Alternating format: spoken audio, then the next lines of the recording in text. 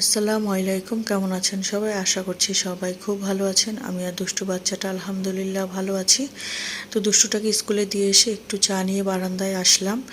তো বেশ কয়েকদিন থেকেই তো রোদ উঠছে না, কেমন যেন আকাশটা অন্ধকার অন্ধকার হয়ে থাকে। তো ভাবলাম যে কিছুক্ষণ একা একা বারান্দায় দাঁড়িয়ে থাকি আর চাটা একটু খাওয়া শেষ করি। এরপরে তো আবার রান্না বান্নায় নামতে হবে। তো কি রান্না করব চিন্তা করতে করতে ভাবলাম যে মুরগি আছে, মুরগি ভিজিয়ে নেই। তারপরে সাথে আমার জন্য সবজি কি রান্না করব সেটাও চিন্তা করে ফেললাম।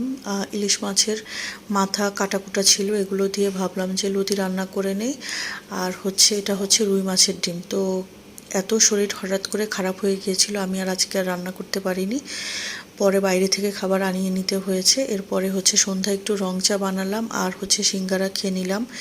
রং চাটা মশলা দিয়ে করেছি, এত শরীরটা এনার্জি পেয়েছে। তারপরে মশলা ব্লেন্ড করে নিচ্ছি, ভাবলাম যে আগামীকাল তো রান্না করতে হবে, মশলাগুলো ঠিকঠাক করে নেই, তাহলে ঝটপট করে রান্না শেষ হয়ে যায়। এটা পরের দিনের ভিডিও।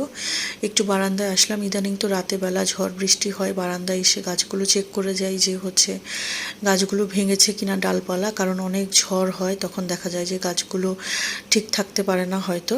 তো বেশ কয়েকদিন থেকে আমার গন্ধরাজ গাছটাতে ফুল আসছে না, বুঝতেছি না কেন, খুব টেনশন হয় ফুল না দেখলে।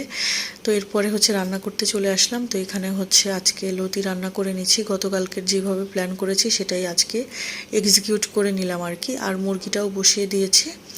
তো মুরগি রান্নাটা শেষ হতে হতে দুষ্টু বাচ্চাটাকেও আমি স্কুল থেকে নিয়ে আসলাম। তো সে আমাকে বলল যে মাম্মাম শোনো, আজকে আমি শুধু মুরগি দিয়েই খাবো, আমাকে এসব লতি টতি দিও না, আমি রাতে তুমি যা দিবা তাই খাবো। তো যাই হোক, সে তো মুরগি দিয়েই খাবে। এরপরে একটা রেসিপি শেয়ার করি আজকে আপনাদের সাথে। এটা ডিম ভাজা, এটা রুই মাছের ডিম ছিল।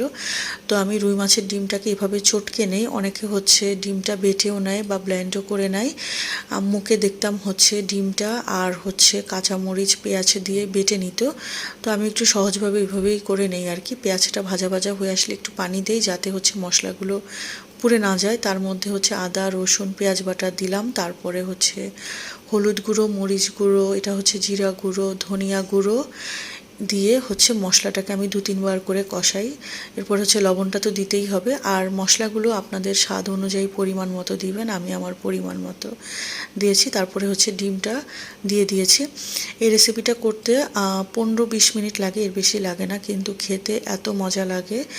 আর ঝটপটও করে ফেলা যায়। অবশ্যই বাসায় ট্রাই করে জানাতে ভুলবেন না যে কেমন লেগেছে আপনাদের কাছে। তো আমার কাছে তো খুবই মজা লেগেছে, মনে হচ্ছে অনেকগুলো ভাতই খাওয়া যায় এই একটা আইটেম দিয়ে। তো আমি তো খালিও বসে বসে কিছুক্ষণ খেয়েছিলাম, এতটা ভালো লেগেছিল আমার কাছে। এরপরে একটু রেস্ট নিলাম। তারপরে বিকালের দিকে দুষ্টুটা বললো তার ক্ষুধা লেগেছে, তাই তাকে ঝটপট বললাম যে বান ছিল, বান দিয়ে বললাম যে ডিম দিয়ে বললাম এটাও একটা বার্গার, তুমি খেয়ে নাও। এরপরে একটু গ্রিন টি খেয়ে নিলাম আর তাকে পড়াচ্ছিলাম। তো আজকের ভিডিও ছিল এই পর্যন্ত।